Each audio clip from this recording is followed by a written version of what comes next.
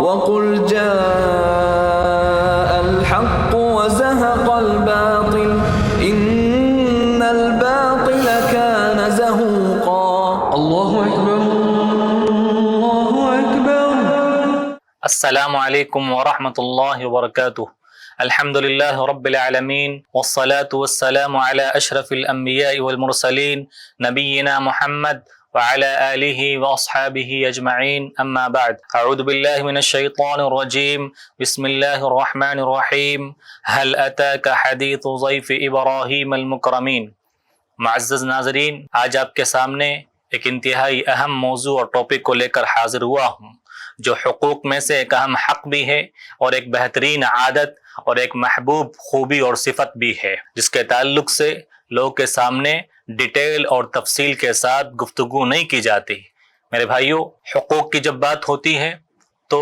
شوہر کے حقوق بیان کیے جاتے ہیں، بیوی کے حقوق بیان ہوتے ہیں، اولاد کے حقوق بھی بیان کیے جاتے ہیں، والدین کے حقوق بیان ہوتے ہیں، پڑوسی کے حقوق بھی بیان کیے جاتے ہیں، لیکن اس حق کے تعلق سے گفتگو بہت ہی کم ہوتی ہے۔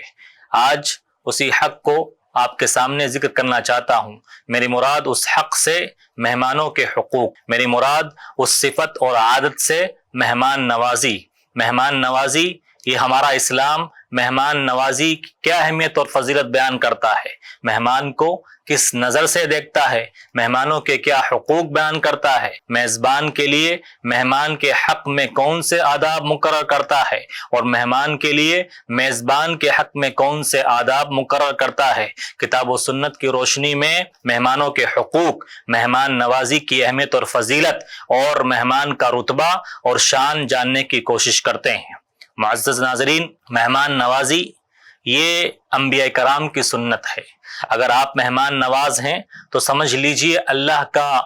ایک خصوصی انعام اور کرم آپ کے اوپر ہوا ہے۔ اگر آپ مہمان نواز ہیں تو سمجھ لیجئے اللہ نے آپ کو دل کا مالدار ترین انسان بنایا ہے۔ اگرچہ وسائل آپ کے پاس کم ہیں، اگرچہ مال و دولت آپ کے پاس کم ہیں، لیکن اگر آپ گھر آئے مہمان کو کھانا کھلاتے ہیں، اس کی عزت اور تکریم کرتے ہیں، تو سمجھ لیجئے اللہ نے آپ کو دل کا مالدار ترین انسان بنایا ہے۔ مہمان نوازی یہ آپ کے خاندانی ہونے کی دلیل ہے۔ مہمان نوازی یہ ہمیشہ سے اچھے اور شریف لوگوں کی عادت اور خوبی رہی ہے۔ مہمان نوازی یہ انبیاء کرام کی سنت ہے۔ ہمارا اسلام مہمان نوازی کو ہمارے ایمان اور عقیدے کے ساتھ جوڑ کر بیان کرتا ہے۔ ایک حدیث کے اندر اللہ کے نبی صلی اللہ علیہ وسلم نے ارشاد فرمایا، من کان یؤمن باللہ والیوم الآخر فلیکرم ضیفہ۔ جو اس بات کا دعوے دار ہے کہ وہ اللہ کو ایک مانتا ہے، اللہ کو اپنا معبود سمجھتا ہے، اللہ پر ایمان رکھنے والا ہے، اور وہ آخرت کے دن پر بھی ایمان رکھنے والا ہے، فلیکرم ضیفہ، تو وہ اپنے اس دعوے میں سچا ہے، تو اسے اپنے مہمان کی عزت کرنی چاہیے، اس کی تکریم کرنی چاہیے، اس کو کھانا کھلانا چاہیے۔ اللہ کے نبی صلی اللہ علیہ وسلم نے اس حدیث کے اندر 3 چیزیں بیان فرمائی ہیں۔ شروع کی 2 چیزیں ایمان اور عقیدے سے تعلق رکھنے والی ہے، اور تیسری چیز کو ایمان و عقیدے کے ساتھ جو جوڑا گیا ہے وہ مہمان نوازی ہے۔ اللہ کے نبی صلی اللہ علیہ وسلم بتانا چاہتے ہیں کہ جس کا ایمان مضبوط ہوتا ہے، جس کا عقیدہ درست ہوتا ہے، جس کی توحید کامل ہوتی ہے، وہ سب سے بڑا مہمان نواز ہوتا ہے۔ وہ مہمان کی محبت اس کے دل میں ہوتی ہے، کیونکہ وہ جانتا ہے اللہ میرا رب ہے، اللہ میرا خالق و مالک ہے، اللہ میرا رازق ہے، مجھے روزی دینے والا ہے، اور اسی کی طرف مجھے مر کر جانا ہے۔ جو کچھ میرے پاس ہے وہ دنیا میں میرے کام آنے والا ہے، اور آخرت میں صرف میرے کام وہی آنے والا ہے جو میں نیک اعمال کر کے جاؤں گا۔ تو اس کے دل سے حرص اور لالچ اور بخیلی اور کنجوسی نکل جائے گی، اور گھر آئے مہمان کی وہ عزت کرے گا، اس کو کھانا کھلائے گا، اس کی تکریم کرے گا۔ معزز ناظرین، مہمان نوازی یہ انبیاء کرام کی صفت، ان کی عادت اور خوبی ہے۔ اللہ رب العالمین نے قرآن مجید کے اندر ابراہیم علیہ السلام کی مہمان نوازی کا بہترین واقعہ بیان فرمایا ہے۔ سورہ ذاریات کے اندر اللہ رب العالمین نے ارشاد فرمایا، هل اتاک حدیث ضیف ابراہیم المکرمین، اے نبی پاک صلی اللہ علیہ وسلم، کیا آپ کو ابراہیم کے معزز مہمانوں کا واقعہ اور قصہ پتا ہے؟ اذ دخلوا علیہ فقالوا سلاما قال سلام قوم منکرون، فرشتے انسانی شکل میں ابراہیم کے پاس آئے، ابراہیم نے ان کو دیکھ کر کہا یہ میرے رشتہ دار نہیں ہیں، یہ پہلی مرتبہ آئے ہیں، میرے گاؤں اور بستی کے نہیں ہیں، میں انہیں جانتا نہیں ہوں، یہ اجنبی لوگ ہیں، لیکن وہ اللہ کے نبی تھے، مہمان نواز تھے۔ فراغ الی اہلہ فجاء بعجل سمین، گئے فوراً اور ایک موٹا تازہ جانور ذبح کیا اور اس کو بھونا اور مہمانوں کی خدمت میں لا کر رکھ دیا۔ ایک اور آیت کے اندر اللہ رب العالمین نے ارشاد فرمایا جاء بعجل حنیز، روسٹڈ گوشت ان کے سامنے لے کر آئے اور لا کر رکھ دیا۔ مہمانوں نے کھانے سے انکار کر دیا کہ ہم انسان نہیں ہیں، انسانی شکل میں آپ کے پاس آئے ہیں، آپ کو ایک نیک اولاد کی بشارت دینے کے لیے آئے ہیں۔ تو مہمان نوازی یہ اللہ کے جلیل القدر پیغمبر ابراہیم علیہ السلام کی سنت ہے، ان کا طریقہ ہے، ان کی خوبی اور عادت ہے۔ اسی طرح سے اللہ کے نبی صلی اللہ علیہ وسلم کی زندگی کو اگر دیکھیں، آپ صلی اللہ علیہ وسلم بہت مہمان نواز تھے۔ آپ نبی بنائے جانے سے پہلے بھی مہمان نوازی کیا کرتے تھے، گھر آئے مہمان کی عزت اور تکریم کیا کرتے تھے، اسے کھانا کھلایا کرتے تھے، اور نبی بن جانے کے بعد تو آپ نے مہمان نوازی کی وہ مثال قائم کی کہ قیامت تک ویسی مثالیں کوئی قائم نہیں کر سکتا۔ اللہ کے نبی صلی اللہ علیہ وسلم ابھی نبی نہیں بنائے گئے، نبوت کا تاج آپ کے سر پر نہیں رکھا گیا، آپ کی زندگی کا خلاصہ اور نچوڑ نبوت سے پہلے کی کا آپ کی بیوی اما خدیجہ رضی اللہ عنہا کن الفاظ میں بیان کرتی ہیں۔ آپ کے پاس پہلی وحی آئی، آپ گھبرا گئے، گھبرائے ہوئے گھر تشریف لاتے ہیں، اما خدیجہ رضی اللہ عنہا کن الفاظ میں آپ کی زندگی کا خلاصہ اور نچوڑ بیان کر کے آپ کو تسلی دیتی ہے، آپ کو حوصلہ دیتی ہے، آپ کو تسلی دیتے ہوئے ارشاد فرماتی ہے کاللہ واللہ لا یخزیک اللہ ابدا، اے میرے سرتاج اللہ آپ کو تکلیف نہیں پہنچائے گا، آپ کو مصیبت میں نہیں ڈالے گا، آپ کے اخلاق تو دیکھیے، آپ کے کردار تو دیکھیے، آپ کی خوبیاں تو دیکھیے، کن خوبیوں کے آپ مالک ہیں۔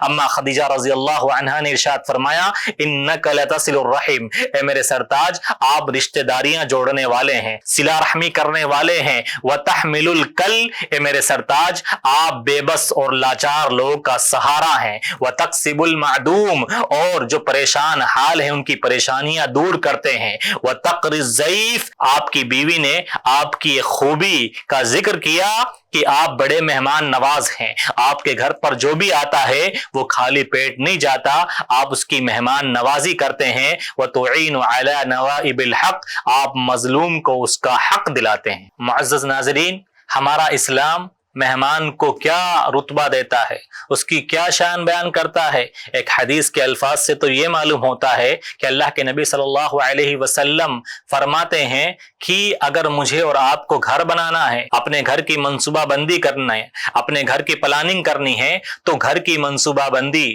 گھر کی پلاننگ کرتے وقت میرے اور آپ کے ذہن و دماغ میں مہمان کا خیال ہونا چاہیے، مہمان ہماری نگاہوں کے سامنے ہونا چاہیے، مہمان کو سامنے رکھ کر ہمیں گھر کی پلاننگ کرنی چاہیے۔ اللہ کے نبی صلی اللہ علیہ وسلم نے ارشاد فرمایا فراش للرجل وفراش لأہلہ والثالث للضیف، کہ انسان جب اپنے گھر کے لیے بوریا بستر خریدے، بستر کا انتظام کرے، تو ایک بستر تو انسان کے خود کا ہو، دوسرا بستر اس کے بیوی بچوں کا ہو، اور تیسرا بستر اس کے مہمان کا ہو۔ مہمان کے آنے کی تیاری مہمان کے آنے سے پہلے ہونی چاہیے، کیونکہ مہمان کبھی بھی کسی بھی وقت تشریف لا سکتا ہے، اس کا انتظام پہلے سے گھر میں موجود ہونا چاہیے، اس کا بستر ہمیشہ تیار رہنا چاہیے۔ اسی طرح سے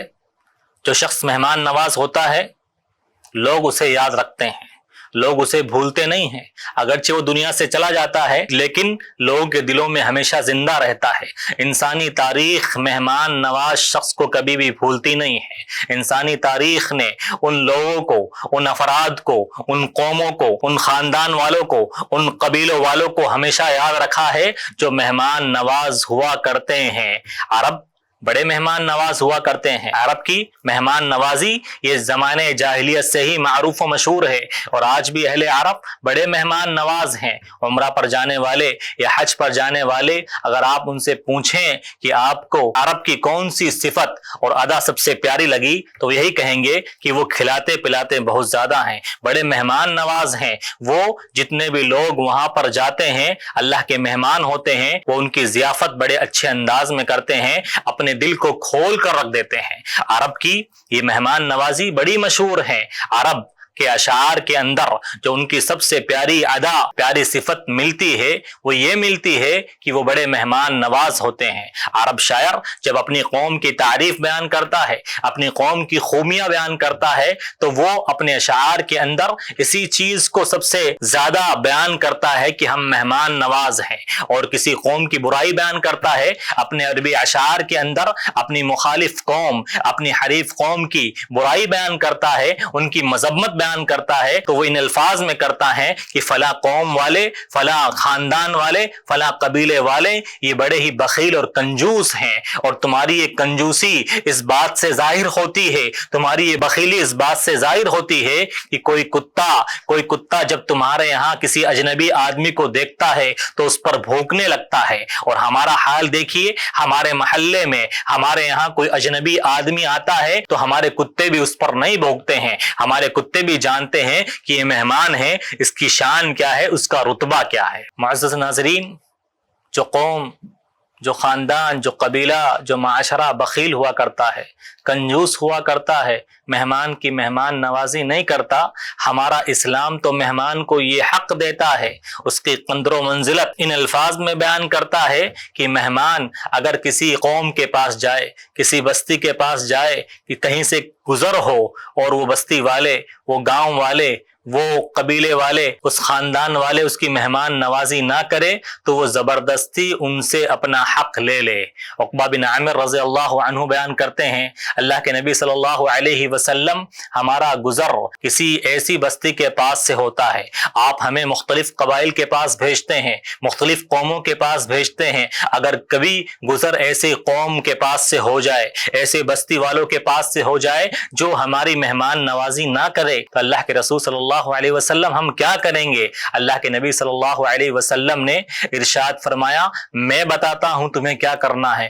تمہیں کس طرح سے اپنا حق لینا ہے۔ اگر تم کسی ایسی قوم کے پاس سے گزرو، ایسی بستی کے پاس سے گزرو جو تمہارا حق ادا نہ کرے، تمہاری مہمان نوازی نہ کرے، تو زبردستی ان سے اپنا حق لے لو، یعنی جتنا تمہیں چاہیے، جتنی تمہیں بھوک ہے اس قدر ان سے کھا لو، تم چور نہیں سمجھے جاؤ گے، تم ظالم نہیں سمجھے جاؤ گے۔ زبردستی لینے کا مطلب کیا ہوتا ہے؟ اگر تمہیں ان کا باغ نظر آ جائے، جس باغ میں پھل لگے ہوئے ہوں تو باغ میں گھس کر، جس کا بھی باغ ہو، اگر اس میں آم ہو، انگور ہو، کھجور ہو یا کوئی بھی پھل ہو، اس کو کھا لو اور تمہارا پیٹ بھر لو، تم چور اور ظالم نہیں سمجھے جاؤ گے۔ کسی کی کوئی دکان ہے، دکان میں کوئی کھانے کی چیز ہے، اس سے وہ چیز کھا لو اور تمہارا پیٹ بھر جائے تو تم اس میں چور نہیں سمجھے جاؤ گے، قصوروار نہیں سمجھے جاؤ گے۔ اسی طرح سے جو قوم،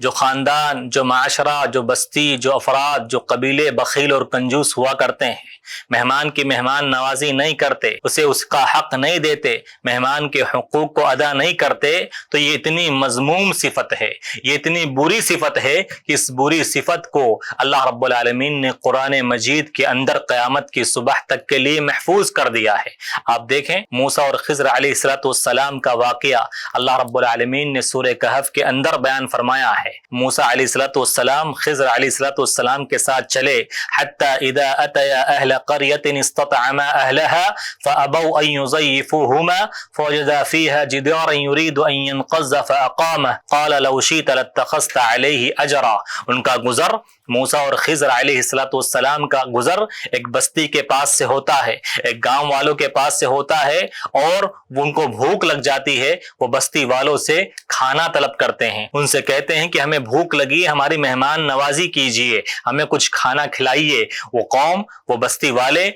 موسیٰ اور خضر کی مہمان نوازی سے انکار کر دیتے ہیں۔ خضر علیہ السلام دیکھتے ہیں اس بستی کے اندر ایک دیوار ہے جو گرنے والی ہے، خضر علیہ السلام اس دیوار کو درست کر دیتے ہیں۔ موسیٰ علیہ السلام کہتے ہیں لو شئت لاتخذت علیہ اجرا، یہ بخیل اور کنجوس قسم کی قوم، یہ بستی والے جنہوں نے ہماری مہمان نوازی نہیں کی، آپ نے ان کے اوپر احسان کیا ہے، ان کی ایک دیوار جو گرنے والی تھی آپ نے اس کو سیدھا کر دیا ہے، اس کی مرمت کر دی ہے، آپ کو اجرت لینی چاہیے کیونکہ انہوں نے ہماری مہمان نوازی نہیں کی ہے۔ تو جو قوم بخیل اور کنجوس ہوتی ہے، مہمان کی مہمان نوازی نہیں کرتی، اس کی عزت و تکریم نہیں کرتی، یہ اتنی مذموم اور خراب صفت ہے، اتنی مذموم اور بری صفت ہے۔ اللہ رب العالمین نے اس آیت کے اندر بخیل اور کنجوس قسم کے لوگوں کا ذکر کہ وہ بخیل ہیں، کنجوس ہیں، مہمان کی مہمان نوازی نہیں کرتے، یہ ان کی اتنی مذموم صفت ہے، اتنی بری صفت ہے کہ اللہ تعالیٰ نے ان کی اس بری صفت کو قرآن مجید کے اندر قیامت کی صبح تک کے لیے محفوظ کر دیا ہے۔ ہمارا اسلام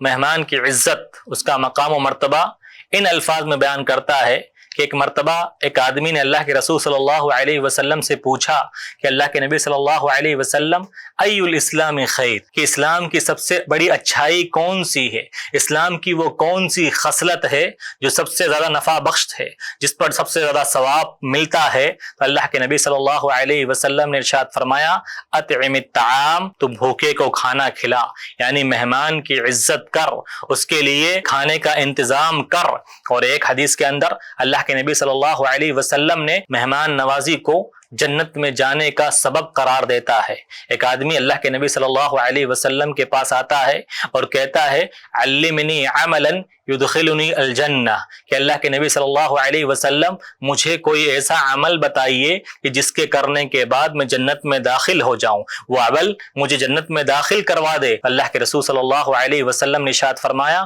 تو تطعم الطعام، کہ تو کھانا کھلا، بھوکوں کو کھانا کھلا، مہمان کی مہمان نوازی کر، اور سلام کو عام کر، اس سے بھی سلام کر جس کو تو جانتا ہے، اور اس سے بھی سلام کر جسے تو نہیں جانتا ہے۔ مہمان نوازی کی اہمیت و فضیلت تو دیکھیے کہ اللہ کے نبی صلی اللہ علیہ وسلم جب مکہ سے ہجرت کر کے مدینہ پہنچے، شروع میں صحابہ کرام کے پاس کھانے کے لیے زیادہ وسائل نہیں تھے، اتنا کھانا ان کے پاس نہیں ہوتا تھا کہ فیملی ممبرز کے لیے کافی ہو، ان کا ان کے خود کے بچوں کا پیٹ بھر جائے۔ لیکن اللہ کے نبی صلی اللہ علیہ وسلم پھر بھی انہیں کیا تعلیم دے رہے ہیں؟ مدینہ پہنچنے کے بعد آپ صلی اللہ علیہ وسلم نے صحابہ کرام کو شروع میں جو تعلیم دی، ان میں سے ایک تعلیم یہ بھی تھی یا ایھا الناس افشوا السلام واطعموا الطعام، اے لوگو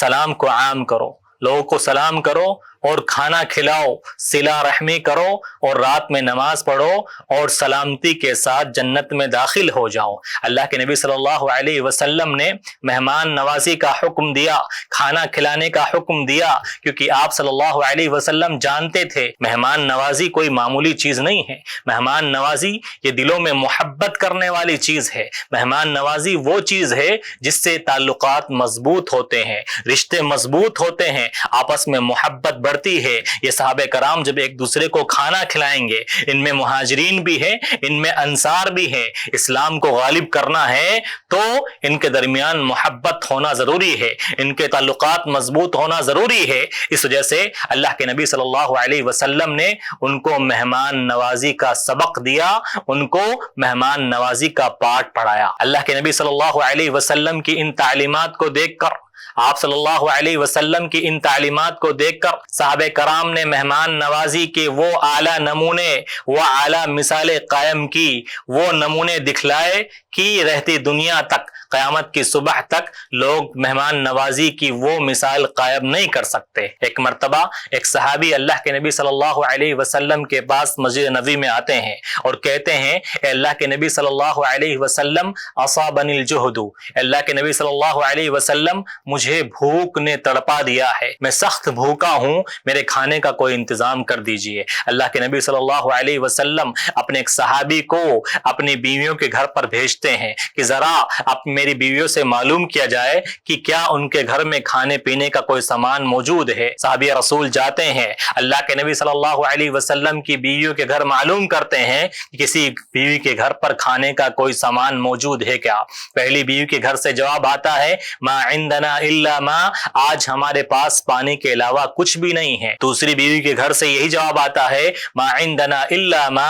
ہمارے پاس آج صرف پانی کے علاوہ پانی ہی ہے، پانی کے علاوہ کچھ بھی نہیں ہے۔ آپ صلی اللہ علیہ وسلم کی تمام بیویوں کے گھروں سے یہی جواب ملتا ہے۔ اس کے بعد اللہ کے نبی صلی اللہ علیہ وسلم کو خبر پہنچائی دی جاتی ہے کہ آپ کے گھر میں کچھ بھی نہیں ہے کھانے پینے کا۔ آپ صلی اللہ علیہ وسلم مسجد نبوی میں اعلان کرتے ہیں کہ کوئی ہے جو آج کی رات میرے مہمان کو اپنا مہمان بنائے، آج کی رات میرے مہمان کی مہمان نوازی کرے۔ ایک صحابی، ایک انصاری صحابی ابو طلحہ رضی اللہ عنہ کھڑے ہوتے ہیں اور کہتے ہیں کہ اللہ کے رسول صلی اللہ علیہ وسلم آج کی رات آپ کا مہمان میرا مہمان ہے۔ ابھی ابو طلحہ کو اپنا پتہ نہیں ہے، اپنے گھر والوں کا پتہ نہیں ہے، انہیں کوئی خبر نہیں ہے کہ ان کے گھر میں کھانے پینے کا کتنا سامان موجود ہے، لیکن دل کے امیر ہے، دل کے مالدار ہے، اللہ نے مالدار ترین دل دیا ہے، اللہ پر بھروسہ ہے، اللہ پر کامل توکل ہے۔ اللہ کے نبی صلی اللہ علیہ وسلم کے مہمان کو لے کر اپنے گھر تشریف لے جاتے ہیں اور اپنی بیوی سے کہتے ہیں اکرمی ضیف رسول اللہ صلی اللہ علیہ وسلم،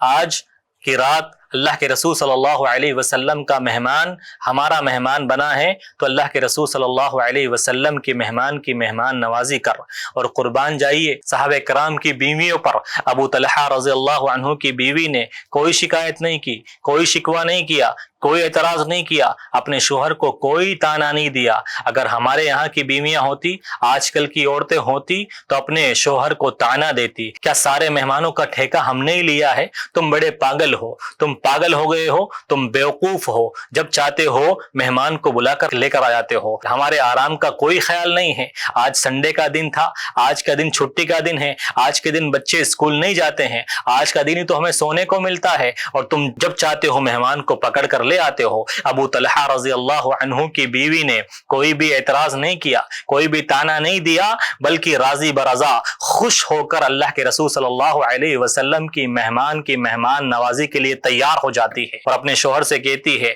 اے میرے سرتاج، ہمارے گھر میں آج صرف اتنا کھانا ہے کہ آج کی رات ہمارے معصوم بچے پیٹ بھر لیں اور آرام سے سو جائیں، اس کے علاوہ کوئی کھانا نہیں ہے۔ ابو طلحہ رضی اللہ عنہ اپنی بیوی کے ساتھ کیا پلاننگ کرتے ہیں، کیا منصوبہ بندی کرتے ہیں مہمان کی مہمان نوازی کرنے کا؟ کہتے ہیں ایسا کرو، آج کی رات تم بچوں کو بہلا فسلا کر سلا دو، جب کھانا دسترخوان پر لگ جائے تو تم ایسا کرنا کہ چراغ کو بجھا دینا تاکہ میں مہمان کو نظر نہ آؤں، چونکہ یہ ادب میں سے ہے کہ میزبان بھی مہمان کے ساتھ خود بیٹھ کر کھانا کھائے، تو جب کھانا دسترخوان پر لگ جائے تو تم چراغ کو بجھا دینا اور میں کھانے کی ایکٹنگ کروں گا، اسے یہ لگے گا کہ میں بھی اس کے ساتھ کھانا تناول کر رہا ہوں۔ اس طرح سے اللہ کے رسول صلی اللہ علیہ وسلم کے مہمان کا پیٹ بھر جائے گا۔ جب صبح ہوتی ہے، اللہ کے نبی صلی اللہ علیہ وسلم کے پاس پہنچتے ہیں اور اللہ کے نبی صلی اللہ علیہ وسلم